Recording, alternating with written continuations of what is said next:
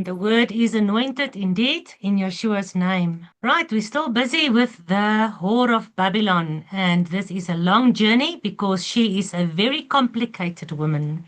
Not only is she complicated because she's so ancient and so old, but also because she's got a dual personality, doesn't she? We actually learned quite a lot this far, and it's not always easy. So part 11, last night we ended with a couple of verses where we looked at this wife part that's still locked inside the whore. Wife and whore still locked together. But Jehovah says in Zechariah 12, where we ended last night, Jehovah will save the tents of Judah first. And then those of the tents of Judah who are saved, will look upon the Aleftaf, whom they've pierced. So those in Judah who will come out of the Judah-Babylon whore will see Yeshua, and they will cry for him because they will realize that man 2,000 years ago, that the Talmud is talking about today in such derogative terms, that was indeed our Jewish Messiah. And that's why Yahuwah says through Paul in Romans, he's reserved for himself 7,000 men, very prophetic picture, who have not bowed the knee to the image of Baal. We know the image of jealousy, the image of the beast. That's in Ezekiel 8, is going to be in Revelation 13.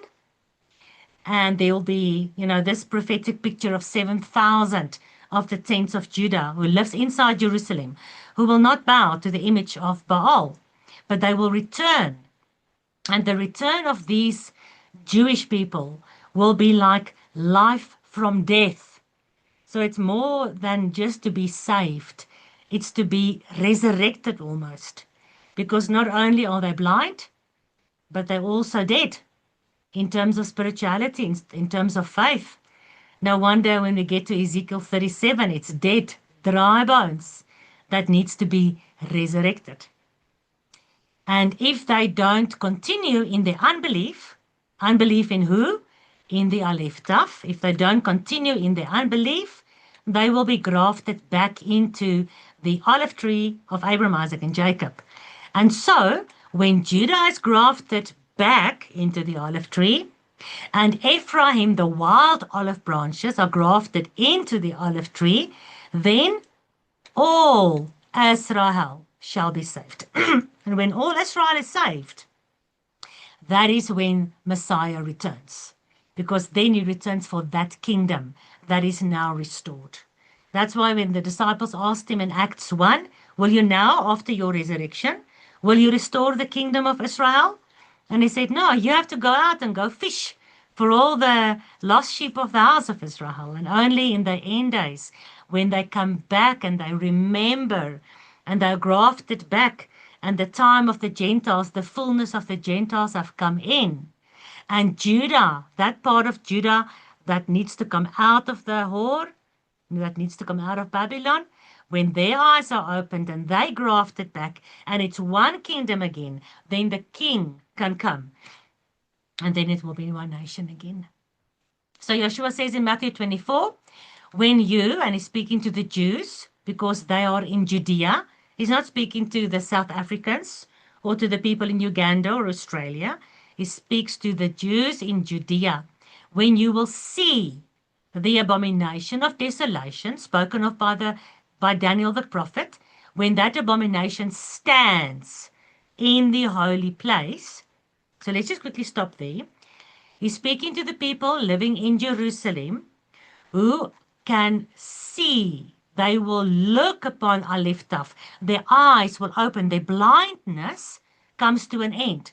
Romans 11 says they are blinded only for how long? A time, an appointed time, a season. When that blindness is open and they see Messiah, they will also be able to see the abomination.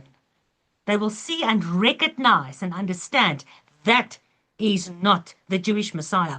That is an abomination. Standing in the holy place. So it's physically something that's going to be in the holy place. And for the holy place to be there, and for something or someone To stand in the holy place, there needs to be some kind of a temple or a tabernacle. Doesn't necessarily have to be a building. It can even be like the tabernacle of Moses. But only the people living in Jerusalem who's in that system can see the abomination in the holy place because they live there. And also, a lot of people say the abomination of desolation is only spiritual. It's only, we are the spiritual temple, so we mustn't allow any idolatry inside our bodies. It's much more than that. Of course, it's all that, and it's all the defilement in the body, and it's, sin and the transhumanism and the mixing with the Nephilim and the mixing with the technology and the mixing with the gene genetical changes, all that, absolutely, I preach that as well.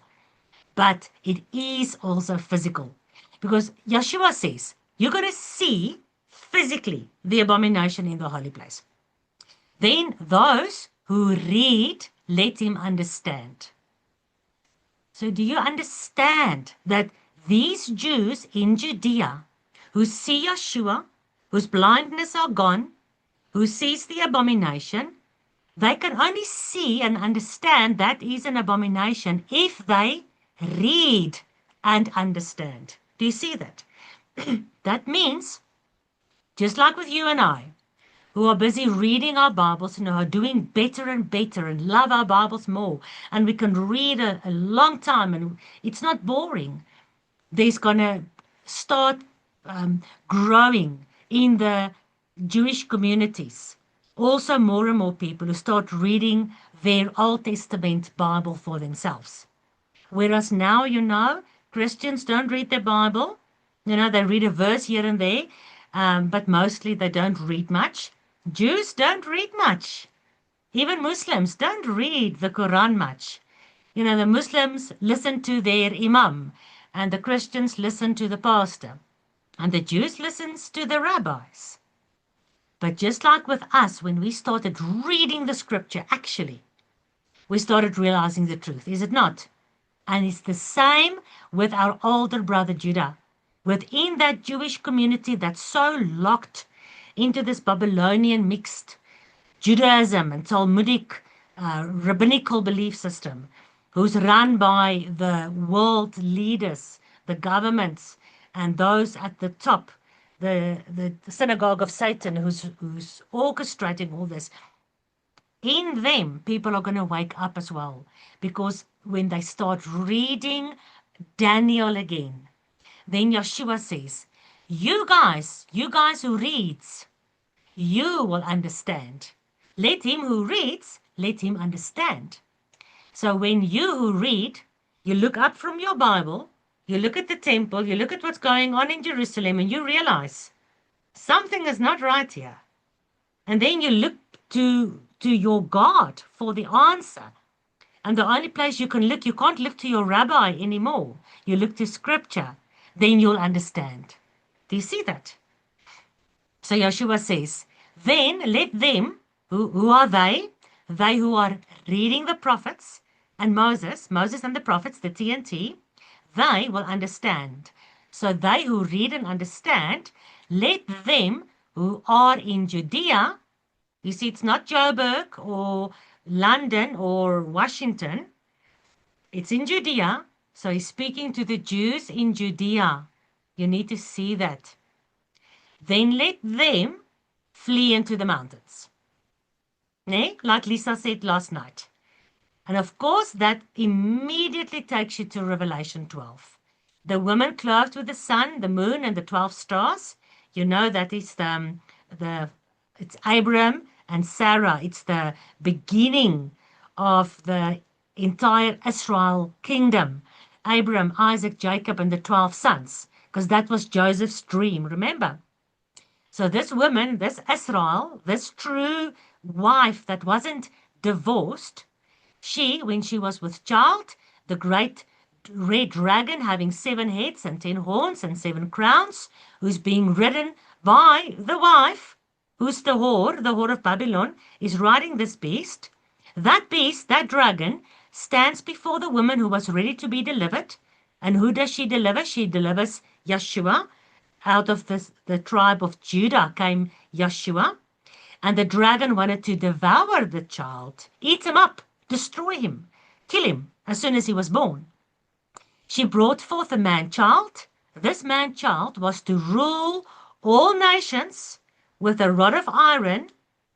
So Yeshua was born by Judah, but when he was born as a baby, he didn't rule all nations with a rod of iron. When does he rule with a rod of iron? After the end, after Revelation, after the tribulation. So here this woman is identified as the mother who brought forth the man-child. But this persecution of the dragon against this woman is just before this man-child is delivered to rule with a rod of iron over all nations, and that's during the millennium. And at that point, the dragon wants to kill the woman and he wants to kill the child, but the woman fled into the wilderness where she had a place prepared by God. Not prepared by people who built underground bunkers or by the Rothschilds or by the Jews who want to try and save themselves. No, the real Yahudah who can see, read, understand, do not want to be part of the abomination in Jerusalem. They flee to the mountains.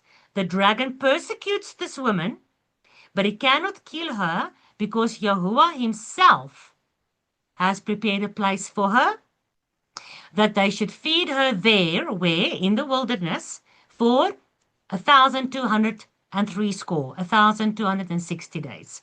And if you remember the timeline videos we made, 3.5 years, 42 months, 1,260 days. For the last 3.5 years, from the very midpoint where the abomination of desolation goes into the temple, then the true Yahudah will no longer be part of the whore of Babylon. So the wife Judah comes out of the whore of Babylon. She sees Yeshua. She believes in him. She sees him for the first time. She's grafted back into the olive tree. Judah is saved first before Ephraim. And she flees into the mountains and she's kept safe in the wilderness. This is all scripture.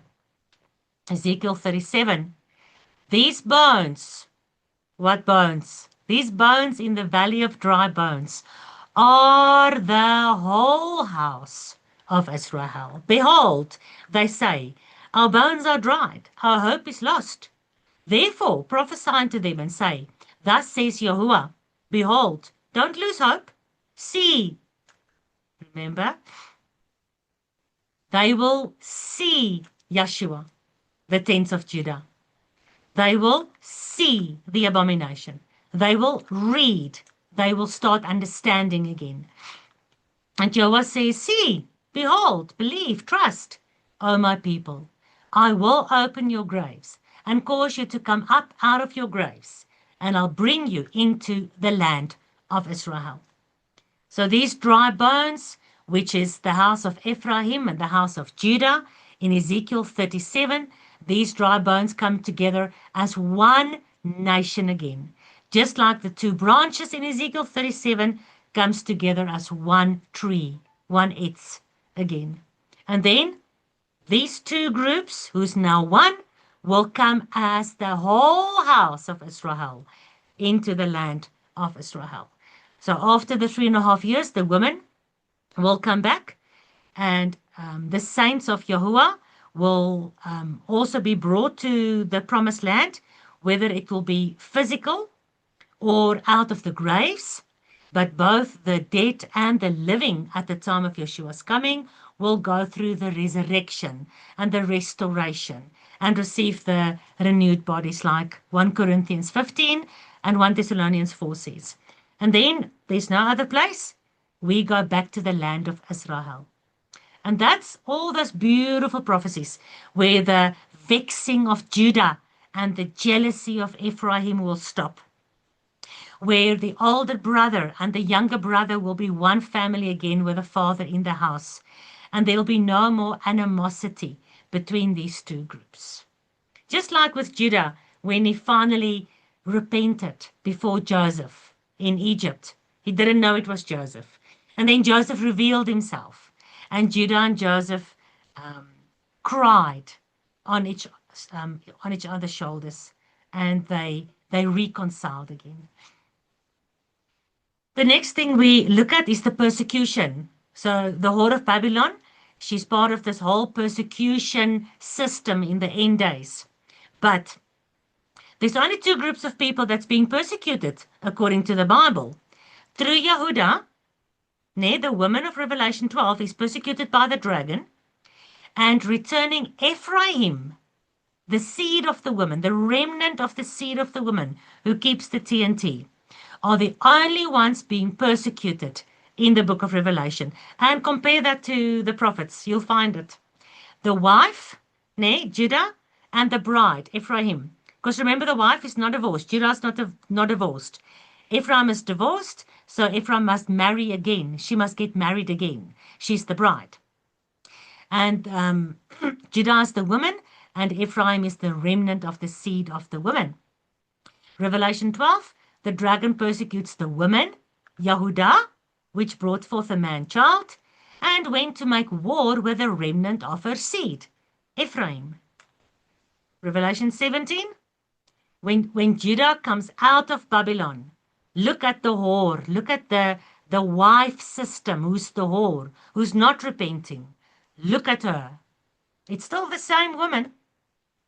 Revelation 17, I saw the woman drunk with the blood of the saints and with the blood of the witnesses or the martyrs of Yeshua. Revelation 18, in her, in this woman, in Jerusalem, was found the blood of prophets and of saints and of all those that were slain upon the earth.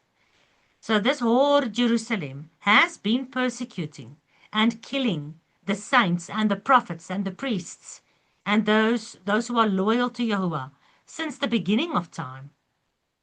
Matthew 23, O Jerusalem, Jerusalem, not Vatican, Vatican, or Washington, Washington, or Iraq, Iraq. Jerusalem, Jerusalem, you who kill the prophets and stone them which are sent unto you. Revelation 18, rejoice over her, Jerusalem, who kills the prophets. Rejoice, O heaven, and all you holy apostles and all you prophets who has been killed by her. For Yahuwah has avenged you on her. He has avenged your blood on her. Remember in Ezekiel, Yahuwah said, I will bring all my wife who became the whore, all your doings I'll bring down on your own head. So all the blood that she has spilled, Yahuwah will avenge it on her. Ezekiel 37, come from the four winds, O breath, O ruach, and breathe upon these slain. Who are slain? Who's Ezekiel 37, Valley of Dry Bones, talking about? House of Ephraim, house of Judah. So those who are slain, who are killed from the house of Ephraim, house of Judah, they are the dry bones. So come from the four winds, O Ruach HaKodesh, and breathe upon these who has been slain, who has been killed, so that they can live. These dried bones of the whole house of Israel, who has been persecuted and murdered, and they are from the house of Judah and from the house of Israel. So, verse after verse after verse is prophesying that the end-day saints is not only Ephraim. There has to be a Jewish part. Let's use a better word. There has to be a Yahudim part. So you've got the understanding of Jew, but you look into that and you can see Jews as we understand them today, Kabbalah, Talmud, the elites, the synagogue of Satan, those who say they are but they're not. But in them you can see the glimmer of the real Yahudim. And ultimately, without Yahudah, there cannot be a whole Israel. Israel does not exist out of 10 tribes.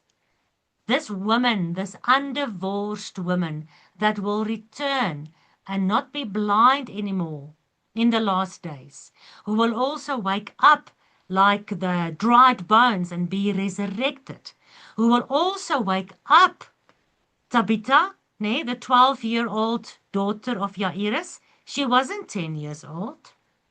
She was 12. Because prophetically, Yeshua is waking up in these end days, the 10 tribes and the 2 tribes, because Jairus' daughter was dead, but she was 12 years old, and Yeshua woke her up.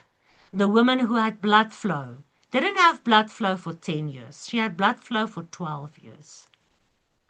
Because both the houses in the last days must be the saints. Both of them are persecuted. And they are persecuted by the dragon. And who's riding the dragon? Remember the dragon? Let me just show you again so you don't forget. Behold, the great dragon, 7 heads and 10 horns, and 7 crowns upon his heads. This is the beast system. The dragon is the devil, but this whole beast system is also represented by this dragon. You understand this beast system, the empires, the governments that still has the roots of Babylon. Now she's riding this dragon who's persecuting the women, and she herself, Jerusalem, is killing the saints and the prophets and the priests, right? Just like Revelation 17 and 18 says, and Yeshua says in Matthew.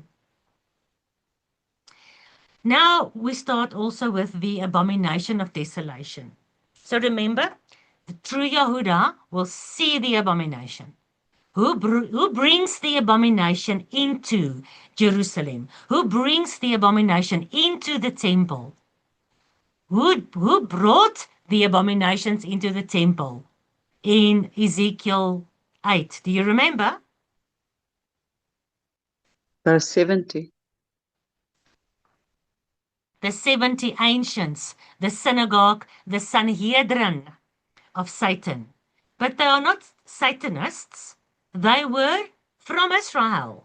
They were the elders. They were the leaders. They are today still, the Sanhedrin consists of 70. In the time of Yeshua, the Sanhedrin consists of 70. So that Sanhedrin, who is representing the entire Jewish nation today, and in the time of Ezekiel, Ezekiel was just before Daniel, and it was already, the 10 tribes was already gone, taken into exile by the king of Assyria. So now Daniel and Ezekiel and Jeremiah and those guys, they were busy with the house of Judah. So the house of Judah, the leaders who was leading the entire nation into abomination worship, bringing the abomination into the temple, weeping for Tammuz at the temple, worshipping the sun at the temple, turning their backs upon the temple. So it's this whore, it's Yahuwah's wife, his own wife, who brought the abomination into the temple. So the Revelation and Daniel, abomination of desolation of the end days that Yeshua also speaks about. Remember, he says, when you see the abomination of desolation that the prophet Daniel speaks about, so it's brought in by this 70, by this Sanhedrin, and they are representing Yehuda, in the time of Ezekiel. They are representing Yehuda in these end days. Remember, they speak Hebrew, they keep Sabbath, they live in Jerusalem, they are called Jew. So it's the whore that's riding this beast and bringing it into Jerusalem. So abomination of desolation. Let's look at these 2 words quickly. In the Bible, abomination, the word, refers to something utterly detestable, morally repugnant, offensive, and unacceptable to Yahuwah. So if anybody wants to know what is unacceptable and offensive and detestable to Yahuwah, you can just read the Torah. He gives you a long list of everything that is an abomination to him. It's not only the physical things like idolatry and pork and unclean animals and sacrificing to demons and burning your children to Molech, but it's also the spiritual things, the uncleanness of blood flow.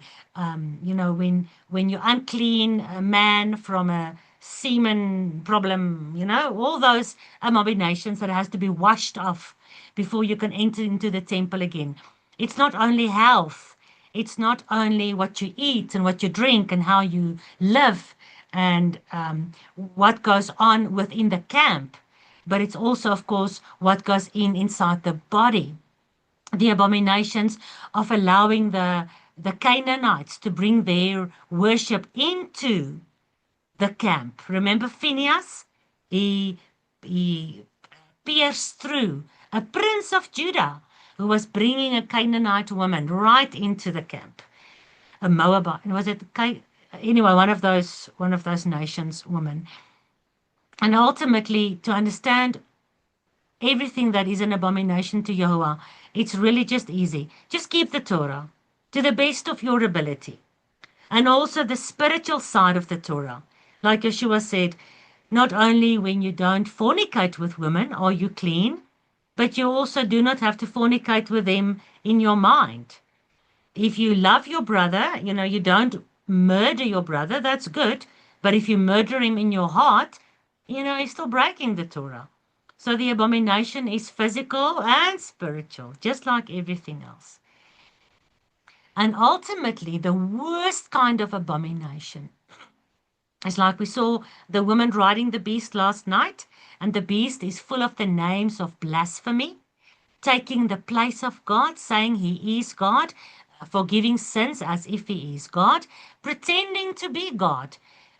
Not a fake God, but pretending to be Yahuwah, pretending to be Yeshua, coming and saying they are Yeshua. Not coming as an alternative Messiah, so you can choose to worship him and now you don't worship Yeshua, but he's coming as if he is Yeshua. That is a total abomination. It's like your husband, comes with another woman, a prostitute, and he says, "Oh, this is my wife." No, there's your wife. No.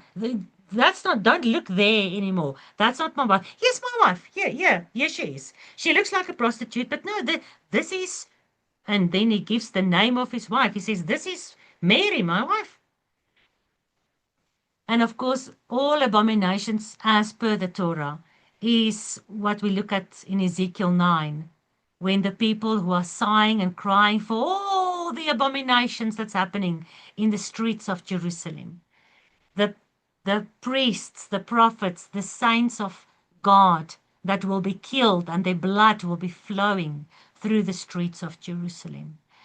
That Sodom, that Egypt, where our Messiah's blood also flowed. That's all biblical. So what does abomination mean? Everything that the Torah says that is not acceptable by Yahuwah. What does desolation mean? In biblical terms, desolation refers to a state of ruin, devastation, emptiness, extreme emptiness. And what causes the ruin, the devastation, and the emptiness? It's because of divine judgment. It's because of sin. And it's the absence of Yahuwah's presence. That's why we went in detail in those chapters of Ezekiel, where during that whore, the wife that brought the abominations into the temple. And then in the next chapter, we see how Yahuwah's presence leaves the temple. Remember, Yahuwah's presence is lifted from the cherubim, from the Ark of the Covenant.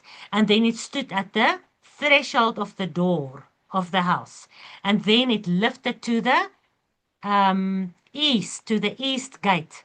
And then the presence was on Mount Zion, on the Mount of Olives, Mount of Olives, on the east of Jerusalem. So his presence left the most holy place, left the temple, left the forecourt temple area, and left that Mount of Olives, exactly where Yeshua left.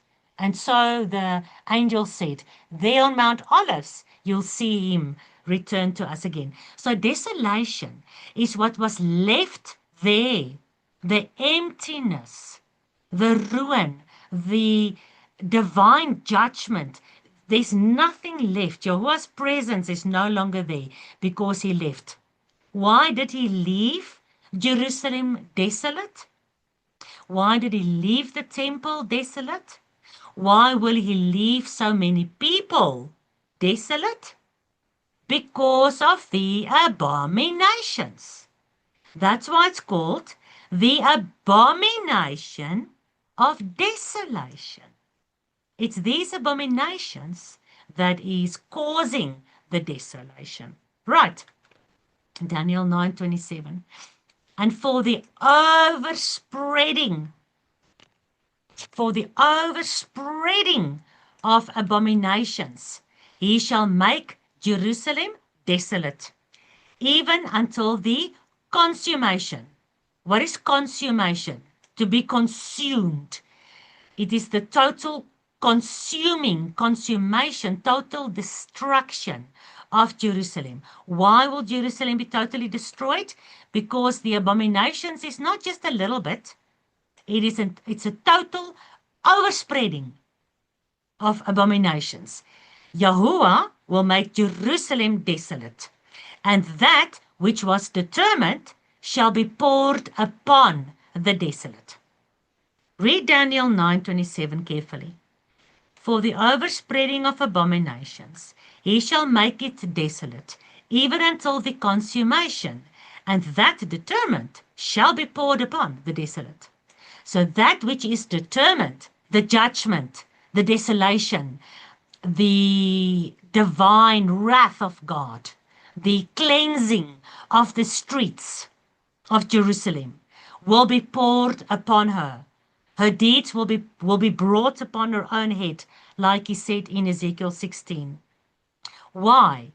Because everything that's happening right there in Jerusalem is the total overspreading. It's like a covering. It's like a black cloud that is covering Jerusalem. Yes, the rest of the world is also full of abominations. Everyone's worshipping the beast. Everyone's got the mark of the beast. Everyone is persecuting the saints. But in Jerusalem, it will be the epicenter. That's why Jerusalem is the epicenter in Genesis. It's the epicenter throughout all the prophets. It's the epicenter in Matthew, Mark, Luke, and John. It's the epicenter in the book of Revelation. And that is why, 9/11 and all those things had to happen to do a lot of things and put a lot of things in place to make Jerusalem the epicenter. And what is determined? How do we know what is determined that will be poured upon Jerusalem? That how Yahuwah says, he will the whore will drink the cup of his wrath. She will drink it all the way to the bottom. She will drink it out. How do we know what this is that will be poured out? Well, that which is determined. Where is it determined? Yahuwah determined it. What did he do so that we can know what it is? He wrote it in his prophets.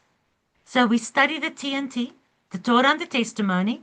Even Moses talks about this. He's prophesying about it. So we know everything that's going to happen to this woman in the end days. So Jerusalem is called the desolate city. No other city is called the desolate city. Babylon is also called desolate, but Babylon, Yahuwah said, will never be built again. You remember? He will destroy Babylon. She will never be built again. So how can the whore of Babylon be from the city of Babylon? The city of Babylon doesn't exist. It is a system. And that system infiltrated Judah and lives in Jerusalem. Remember when, I don't know if you guys know this, Saddam Hussein, do you know all the history of how Saddam Hussein compared himself to Nebuchadnezzar? No, yeah, Nebuchadnezzar, nee, or Belshazzar.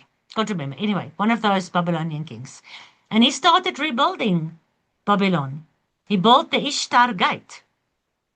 And he started building the whole city, the walls, right? And he didn't get very far. Then, whatever happened with 9/11 and all those things. But when you look at the Ishtar Gate, they took it out and they took it to the British Museum and it's standing there beautiful with all the symbols and everything. But you said Babylon will never be rebuilt. So Babylon is still a desolation today. It's ruins. It's an absolute ruin. You can't Yahuwah can't say to a city that is desolate that he will make it desolate. That's stupid. You're already broken. Now I'm going to break you now. But you're already broken. No, he's talking to a city that has been built up. He made the city desolate twice. Remember I showed you that. I'll bring upon her for the third time. I'll bring upon her desolation. She has to be built up again a third time, which happened. She was broken down and left to desolation during the Babylonian exile. Then she was built up again during the time of Ezra and Nehemiah and all those people. Then she was broken down again in 70 AD by the Romans, and she was built up again. She's now standing. She's built up. So for the third time, Yahweh comes and he says, I will make you desolate. It's not talking to the physical city of Babylon. And it's not talking to the Vatican City. And it's not talking to Washington, D.C. Because those two cities didn't even exist at these times yet. Yahuwah's here talking about something like Leslie prayed. Something that was, that is, and that will be. So you have to adhere to all those requirements to qualify for the definition of this whore. Jeremiah 6:8. Be you corrected, O Jerusalem, lest my soul departs from you, lest I make you desolate, a land not inhabited. So if you're not corrected, if you don't shema, and you continue with these abominations, I'm going to leave you, I'm going to depart from you. And he did. And I'm going to leave you desolate. When I depart, when Yahuwah leaves, that is desolation that stays behind. And he says, Jerusalem, no other city. Jeremiah 44. Yahuwah could no longer bear to even look at you.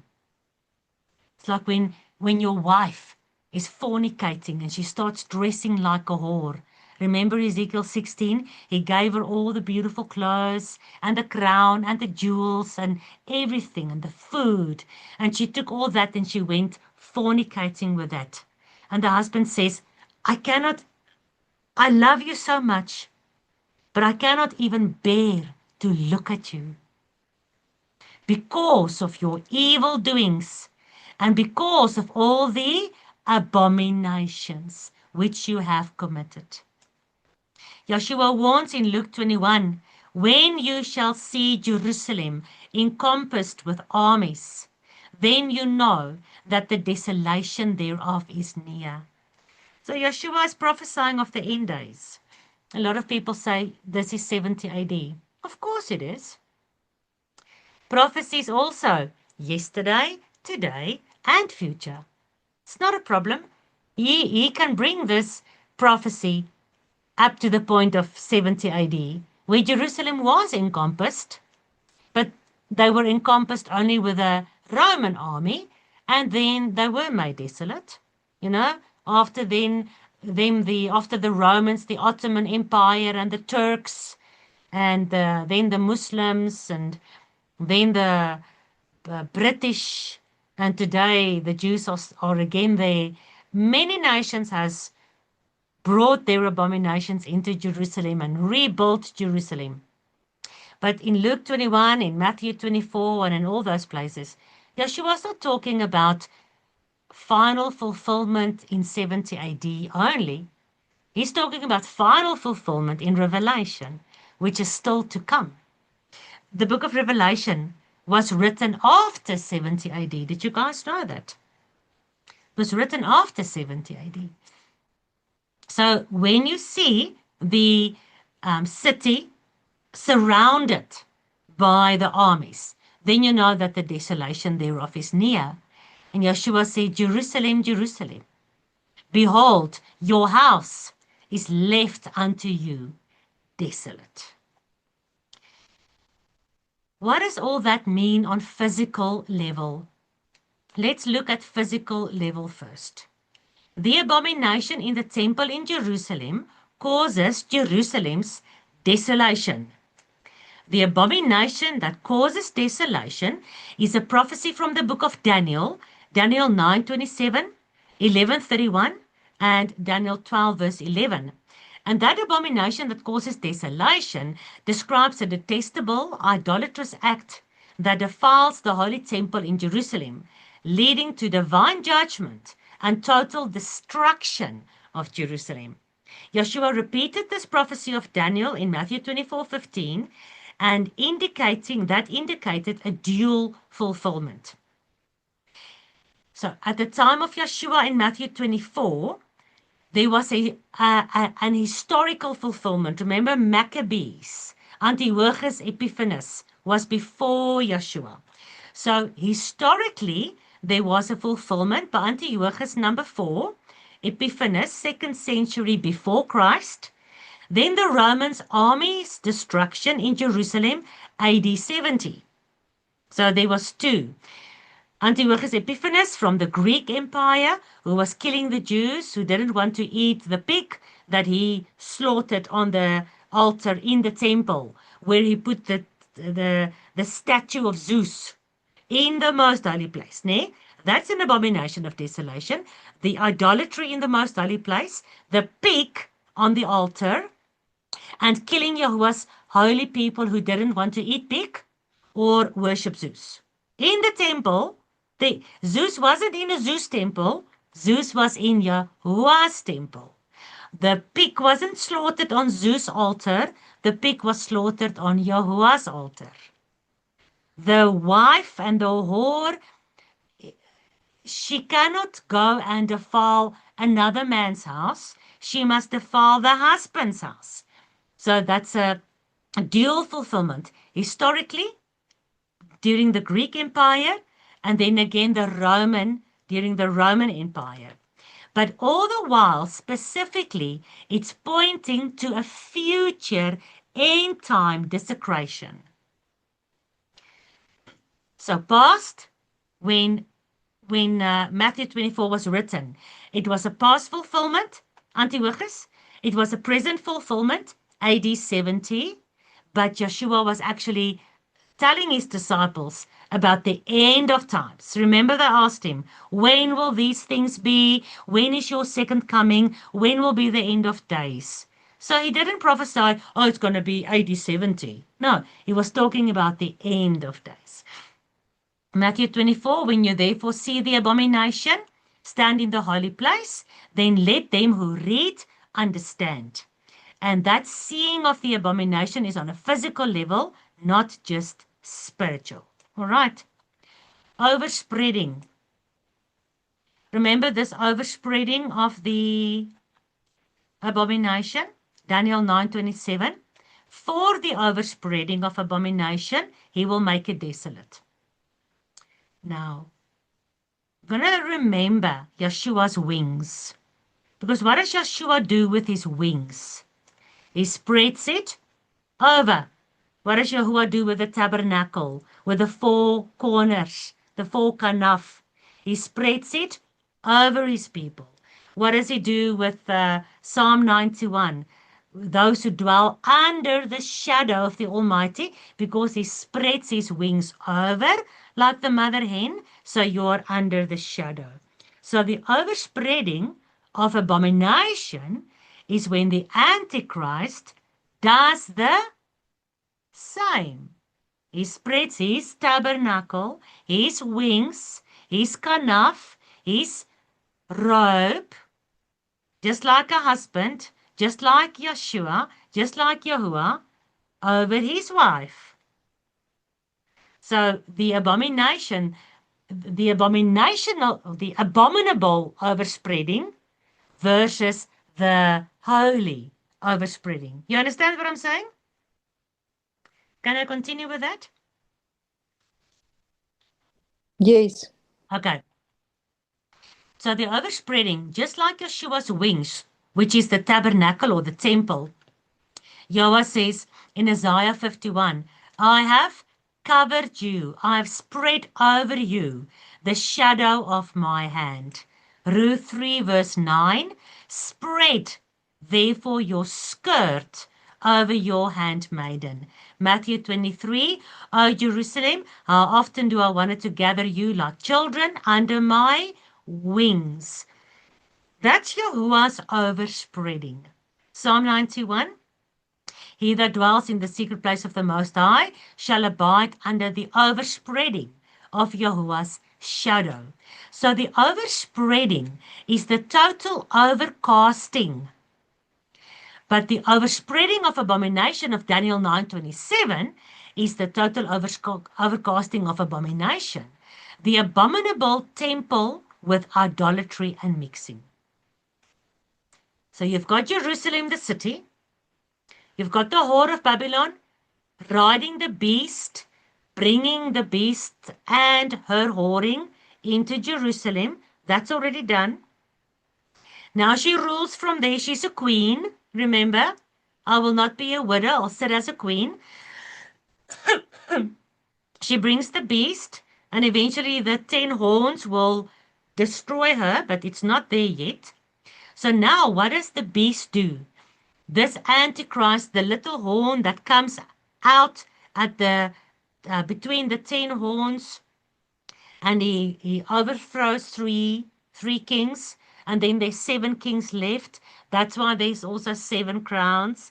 Now, that false Messiah, that Antichrist, in the place of Christ, in the place of God, that God now brings his overspreading. So Yahuwah's got his overspreading over his wife and his bride. So does the Antichrist, who's getting his power from the devil. He's now overspreading his wife, Jerusalem. Don't forget Daniel 9:27. Where is it now? And the overspreading of abominations, Yahuwah will make Jerusalem desolate, because Jerusalem is spread over or covered with this overspreading, this wings, this kanaf of the abominations. Right. So the overspreading is the abominable temple that's inside Jerusalem. And the abomination inside the temple, and this God who rules over Jerusalem, he's got his wings over Jerusalem. So remember the Sanhedrin or the whore in the temple doing all the abominable things in Ezekiel 8. That's going to be the future fulfillment for the abominations in Jerusalem again at the temple. Revelation 17:4. The woman had a golden cup in her hand, full of abominations and filthiness of her fornication. And upon her forehead was written, Mystery, Babylon the Great, the mother of all the prostitutes, and the mother of all the abominations of the earth. That's why her abomination, she brings it in. She brings Tammuz, the beast, the false Christ. She brought it in. The 70 elders at the temple, they brought Tammuz. Then the women sat and they were weeping for Tammuz. That whole sun god, false worship, fallen god, Nephilim system. This Sanhedrin brought into the temple. She's the mother of the abominations. And now she allows this God of hers, this son, the mother-child religion, this son who's actually the husband, she's fornicating with the son and the husband, and then the husband dies and becomes the son and impregnates her. The whole sun, moon, and star worship, which is a copy of Joseph's dream of Abram, Isaac, Jacob, and the sun, the moon, the stars, the 12 stars, and the mother, Jacob and Rebecca. It's a copy of that, but it's a pagan copy. So she's the mother of all that abominations that brings it in and that feeds it with her breast, with her milk, with her doctrine, with her wine. So God says to Ezekiel, Son of man, cause Jerusalem to understand, to know all her abominations. That Daniel says, that is determined shall be poured upon this whoring Jerusalem and upon her daughters. So let's look at confirmations of that. Isaiah 51, awake, awake, stand up, O Jerusalem, you who have drunk at the hand of Yahuwah the cup of his fury. You have drunken the dregs of the cup of trembling, and you have wrung them out. So Yahuwah pours the cup. The whore has a cup. It's full of the blood of the saints. It's full of the filthiness of the earth and the abominations and the fornication. It's full of her false wine, a false doctrine, her mixed religion that she makes drunk the kings and the merchants and all the world with. But then Yahuwah takes his fury and he fills her cup. And now she must drink the cup of Yahuwah's wrath, the cup of the whoring wife. Remember Numbers 5. You guys, we did that Torah study many times. The whoring wife drinking the bitter cup, nay. And if Yeshua in the Garden of Gethsemane doesn't drink the bitter cup in our place, and we remain part of the whore, then we'll drink this cup together with the whore. That's why God says, come out of Babylon, my people, so you don't share in her plagues. Because everyone will drink from this cup of the whore to the bottom, to the dregs. You know what is dregs? When you make wine, especially in the older days, the more solid little parts, the more heavy parts will sink to the bottom and will lie at the bottom. So when you drink your wine, that last bit of wine you normally don't drink because it's bitter and it's all the things that have filtered down, right? But Jehovah says, no, my woman, you're going to drink this whole cup, and you can drink all the way to the dregs. And then you're going to wring out, you're going to lick out the last drops out of this cup. That is determined, that which is prophesied, it's going to be poured out upon this whoring Jerusalem.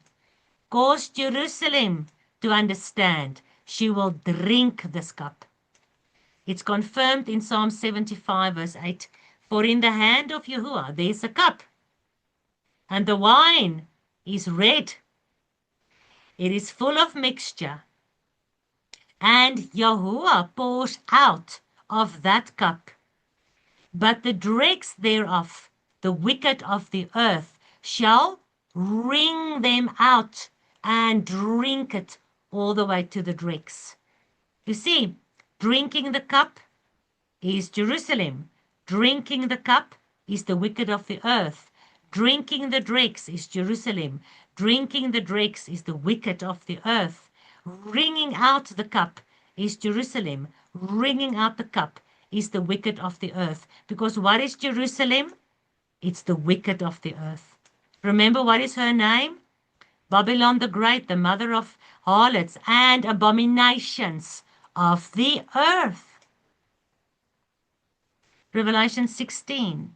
This great city, great Babylon, came in remembrance before God to give unto her the cup of the wine of the fierceness of his wrath, Who is he giving the cup to?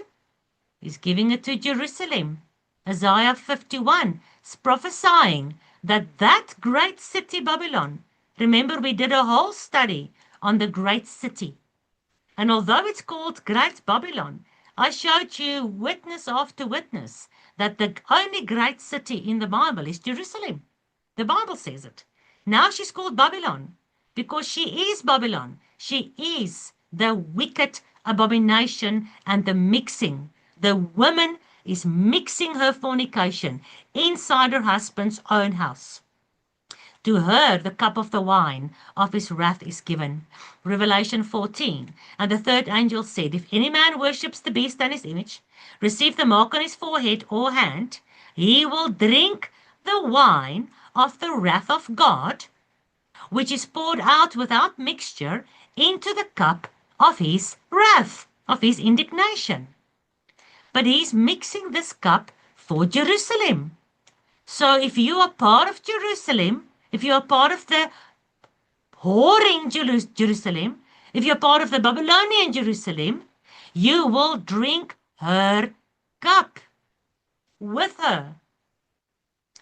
That's why Yahuwah says, come out of her, because she is in charge of all religions, especially we saw Judaism and Christianity, né? All education, all government, all finances.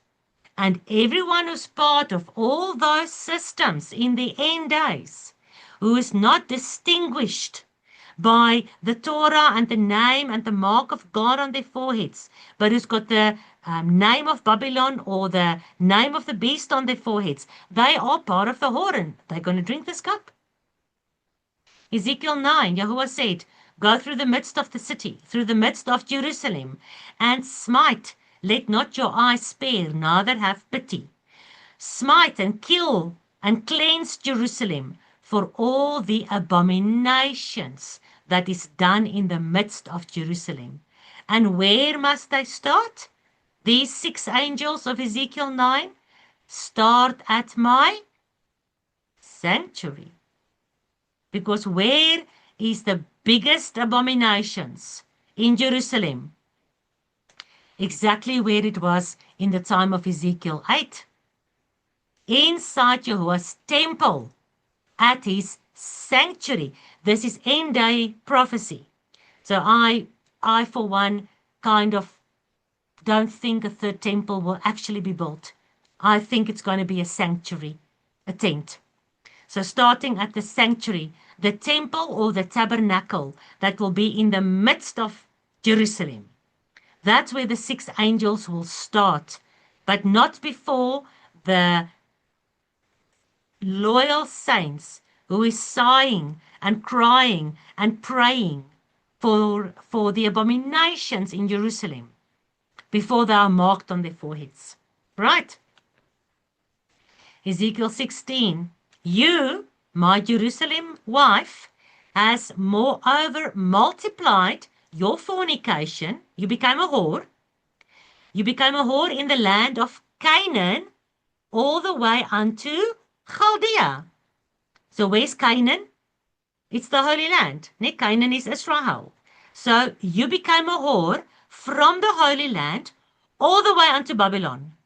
From Jerusalem, you got mixed with Babylon. You see that? You, Ezekiel 16. What is Ezekiel 16 about? Yahuwah's letter to his wife who became a whore. Do you remember? He says, you, my wife, you became a whore from this holy land all the way to Babylon. And then you came back from Babylon and you brought that whoring, fornicating Babylon into Jerusalem again. The Jews who say they are Jews, but they are not, Revelation 2:9 and 3:9, are the Babylonian Nephilim bloodlines hiding within the true house of Judah. And they are hiding behind the true house of Judah with anti-Semitism accusations. So when you say that Jerusalem or the Jews is the whore of Babylon, you can go to jail because it's anti-Semitic. What is anti-Semitism? What is Semitism? It comes from Shem. Who was Shem? One of the 3 sons of Noah. The holy bloodline. The Shemites, the Semites, the Middle Eastern people living in Palestine, living in Israel, living in that area. Those are the Semites. And like we saw last night, most of the Jews living in Jerusalem at the moment don't have Semitic blood in them. The original Palestinians living there have more Semitic blood than the Caucasian, Khazarian, Herodian ones. But not to forget, a lot of the original Semites from Yehuda has been taken back to Jerusalem through the whole Holocaust scam at the end of the day. But these Jews from the synagogue of Satan, this whore of Babylon system, which swallowed up the true Yahudim also, they hide behind this idea of the Jews. They hide behind the poor Jews that's being killed by the Palestinians. The poor Jews, and I'm not trying to be sarcastic, please listen to me carefully. The murdering, blaspheming, mixed, fallen angel race, Nephilim bloodlines, elites, ruling class, ruling the world, riding the beast, running the economy. They're hiding behind this nation of the Jews. Because how can you say something bad about the Jews? What all the Christians say, what all the churches say. Oh, pray for the peace of Jerusalem. Pray for the Jews. If you bless the Jews, then God will bless you. If you curse the Jews, then God will curse you. So nobody dares to touch the Jews. So it's the perfect place for the whore of Babylon to hide. She hides in plain sight. Even us Messianics. It's difficult for me to talk like this. I love older brother Judah. And I hate him at the same time. He treated me badly there in the streets of Jerusalem until I realized that's not older brother Judah. He's acting exactly like the Bible says. He's vexing Ephraim. He hates Ephraim. Older brother hate the prodigal son, younger brother. But there are Jews who are not Jews, who call themselves, but they're from the synagogue of actual Satan, also there. So when I speak to a Jewish man in the streets of Jerusalem, how do I know? Are you synagogue of Satan? Or are you just older brother Judah who still hates me? Who's going to see Yeshua? Who will go into the wilderness and who will return to the covenant with Yahuwah? And who will be joined back with us? I don't know. You look at the Jews, you can't say who's who. Just like Magda said the other day, you look at us Ephraim, us Gentiles, you can't say who's part of Israel, the 10 tribes or not. It's only when you Shema that you can see. So it is the perfect place for the whore, who brings in Lucifer back and the whole fallen angel worship pantheon back. It's the perfect place to hide. Because she's bringing the sun, Sunday, Christmas, solstice. She's bringing the moon, Ishtar.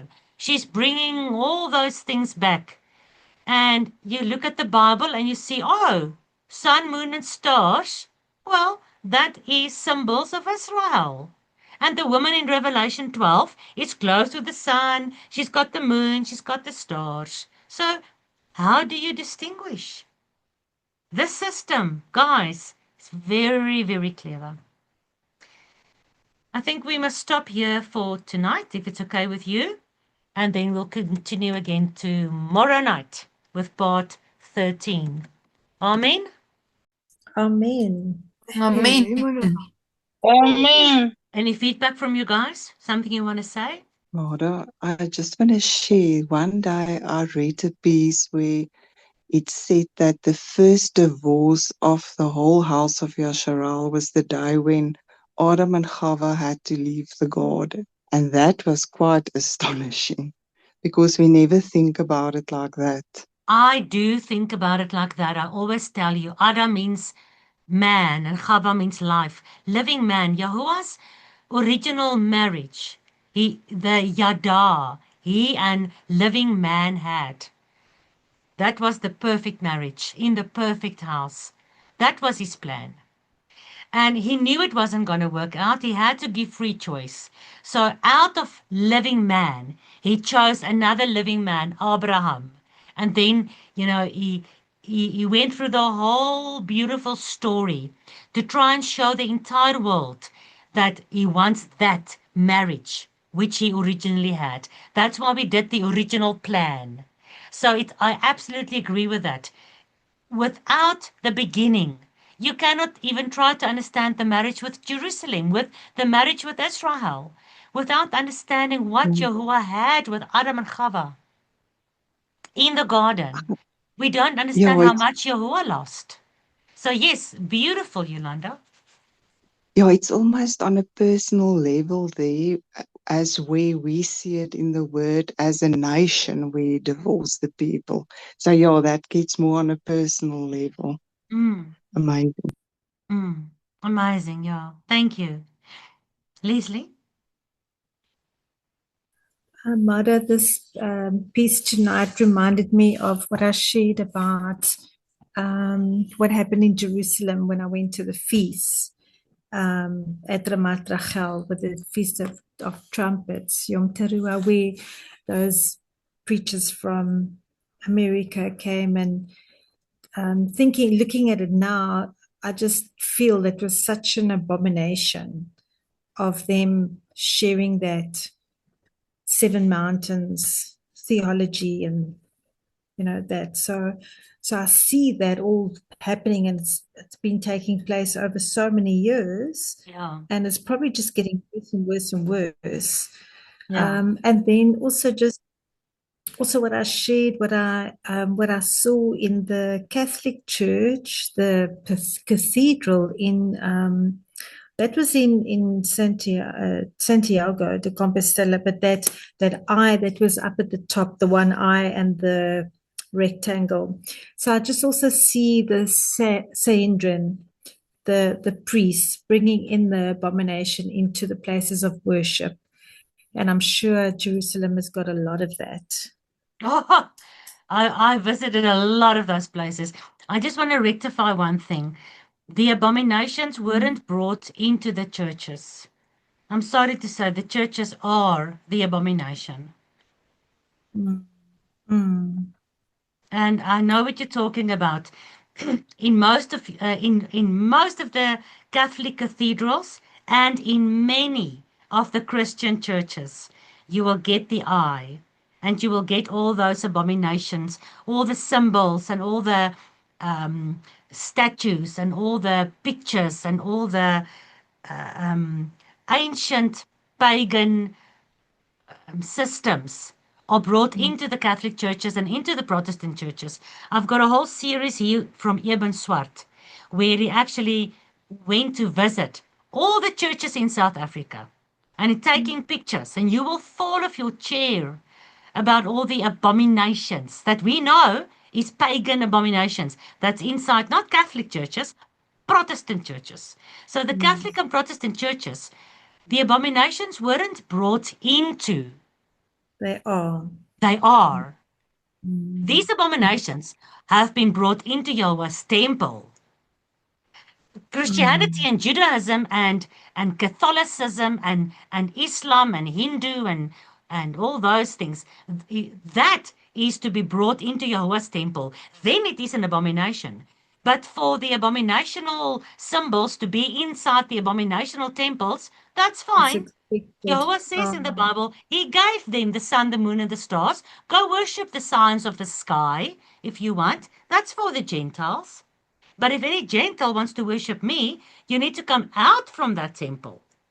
And you need to cleanse yourself by the blood of the Lamb and be baptized. And then you come into my temple. None of those abominations can come into my temple.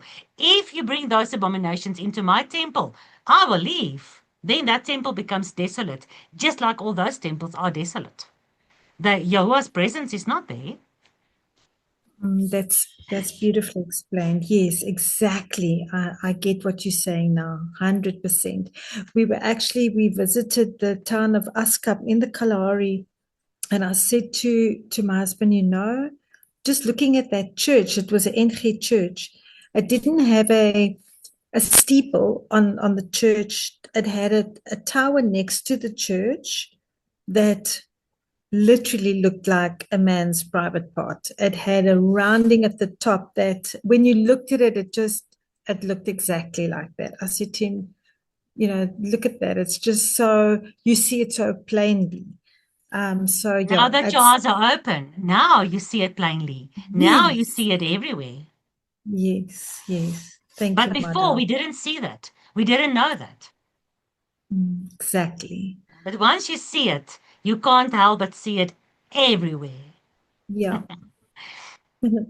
Okay, thank you. Very true. And that's why, like you said, with the 7 Mountain Mandate and all those things, that's why it's called the overspreading of abomination. Listen, abominations has been brought into Jerusalem from before Messiah's time. But in these end days, it will be so much that Daniel calls it an overspreading. Like my cup runneth over, Jerusalem will be run over by all those abominations. That 7 Mountain Mandate, that is extremely evil. We worked through that. You guys can go and work through that again. We did that during the false church. But that is hugely an abomination already. Mixing such deception and bringing it as if you're an angel of the light and preachers of the light. Yeah, it's clever, guys. No, yeah, Mr. Lucifer he's not a stupid little covering cherub. Lynette? Exactly. I would like to share a picture I had before we started. Do you remember you used to get, I'm sure you can still get it, is that coloring books with the numbers. Oh, no, Then it's like color by you number, yeah. connect the dots 1 to 2, 2 to 3, then you get a.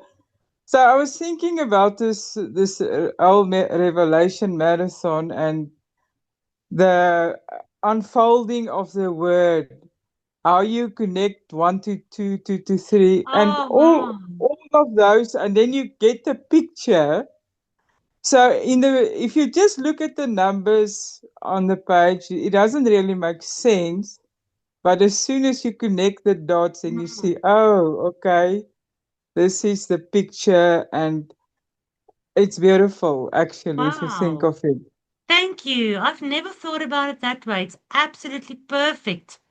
It looks so complicated when you look at this page, but once you have to take the time from one number to the next, to the next, to the next, so many numbers. It takes how long?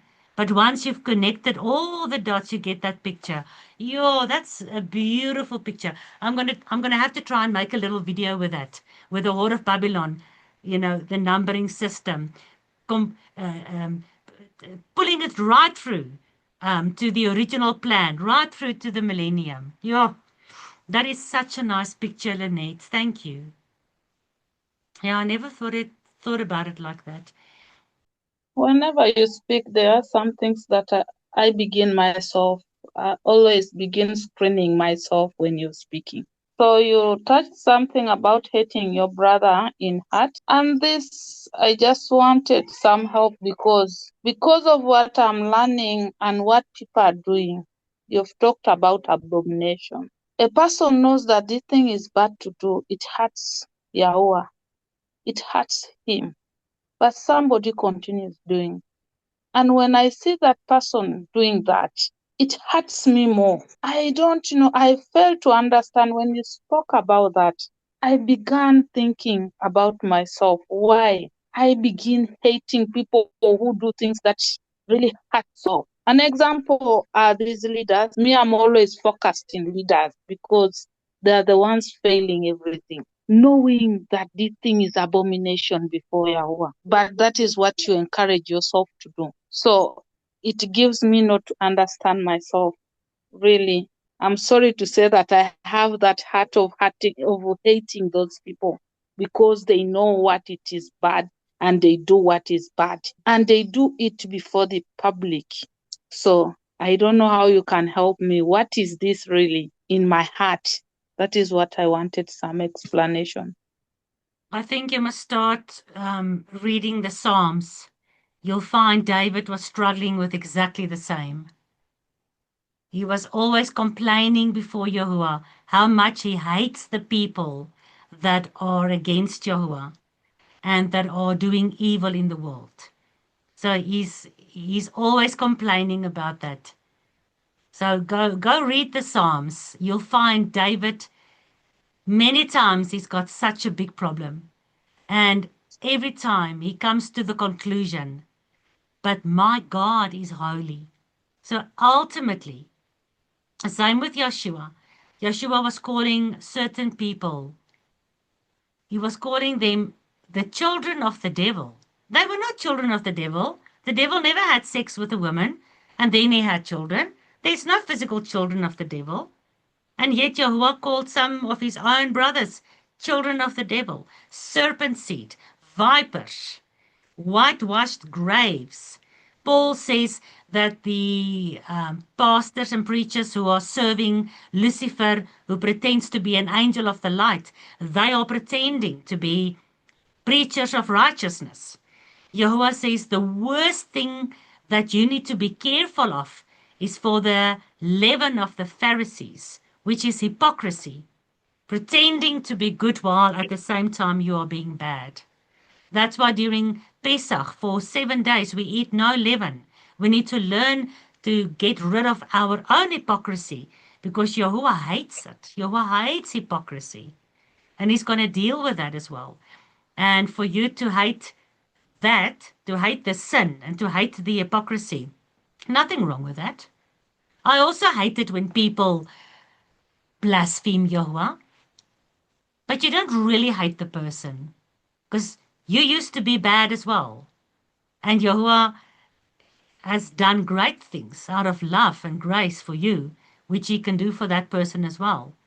And somewhere in your own mind, you need to start discerning, what is it that I hate?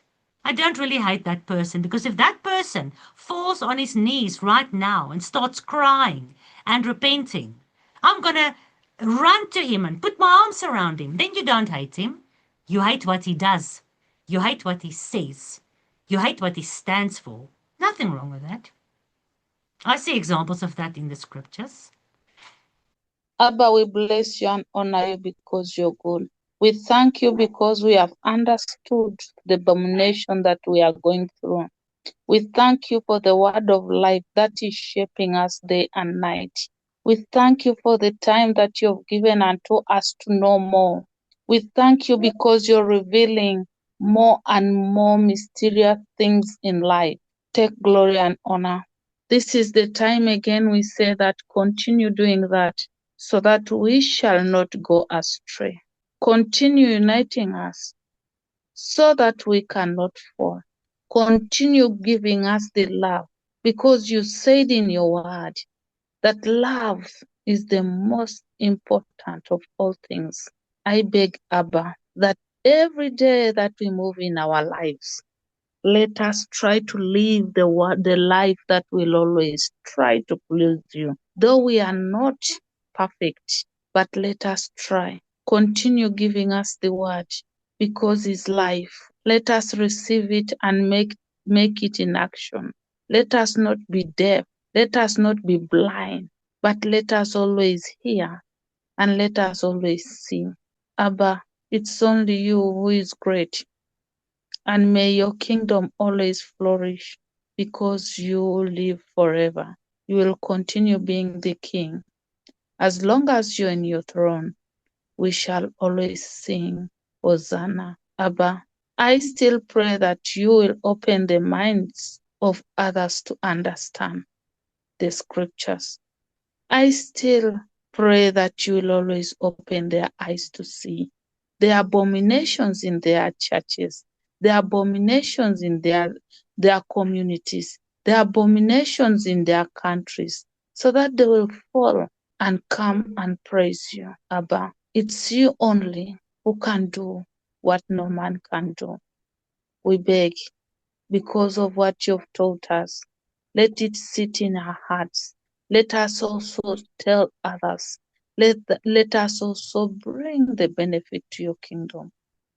Abba, I beg that this that we are always eating, the bread that we are always eating, may it give us to be healthy, both in spiritual moods and physical. I say this, I know that you are the God who always answers. Elohim, I say, let this night always be peaceful for us. May we have joy. May we have harmony, because that is who you are. You are the one who gives peace. Let it all be done, because you said in your word, whatever you ask in my name will be given. Just as you dedicated yourself to your Father, and you dedicated us too. I believe that we shall all always obey you. Thank you, Abba. I believe all this in Yeshua's name. I pray and believe. Emunah. Emunah. Emunah. Good night, Emunah. everyone. Oh, Emunah. Imunda, Laila Tov. Laila Lekker slaap. slaap. Lekker slaap. Slaap, slaap. baie dankie. Laila Tot sien Tov. julle.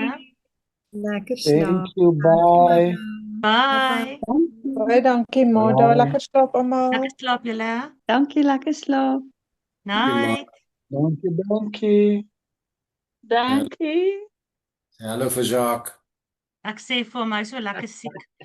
Maar Janne Marie het darm vir my 'n bietjie medisyne voorgeskryf, so ek moet nou gaan kyk of hy dit gedrink het.